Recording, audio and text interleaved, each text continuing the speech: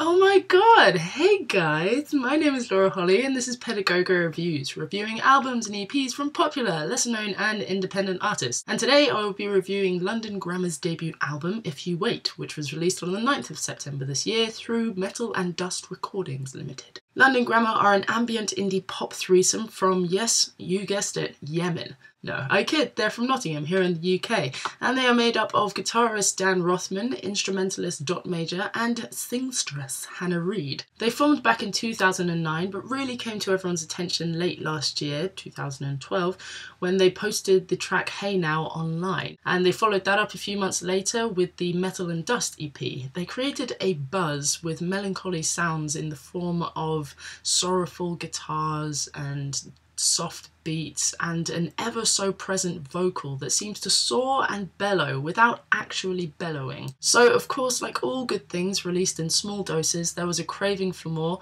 and the excitement rose leading up to their aptly named debut album If You Wait. And was it worth the wait? You betcha! Listening to this album is like sitting in an open space as you just unknowingly watch the day and night pass by. It completely absorbed me, and Hannah Reid's voice contradicts itself with so much power and yet gentle texture, and it's haunting. And musically there's so much room. The group use chord progressions that remind me of Thomas Newman's soundtracks. He did the soundtrack for American Beauty and Wall-E. There are moments that make my heart sink and melt all at once. I'm not really sure how to feel about it. There are other moments where I feel completely swept off my feet, like I'm flying or in a dream or something. Just the vocals, the music, the lyrics, they all complement each other so wonderfully to create music that's just absolutely beautiful, and I just need a minute. In terms of the bad parts about this album, I honestly have very little to say. I guess some people will find it quite boring or depressing, as there isn't really much in terms of sub-genre variety. Like, it's all just very poppy, trip-hoppy, ambient. There aren't really any songs that exaggerate something more than another. And also, I guess I could mention that the deluxe edition contains 17 tracks in total, which is fairly long, so you'd be spending at least like an hour, 10 minutes on just daydreaming. But what would I play, skip, repeat?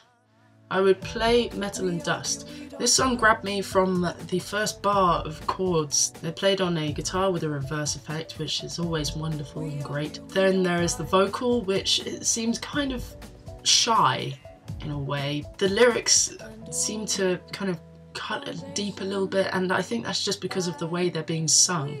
It's one of those moments that I spoke about where your heart melts and it drops all at once. I would skip title track and album ender If You Wait, just because the song seems to be the one that doesn't quite go anywhere. It's more just, it's very kind of monotone and on a plateau. It's one of those where it's not a bad song at all, but out of all of the other tracks on the album, this is the one that's the least interesting.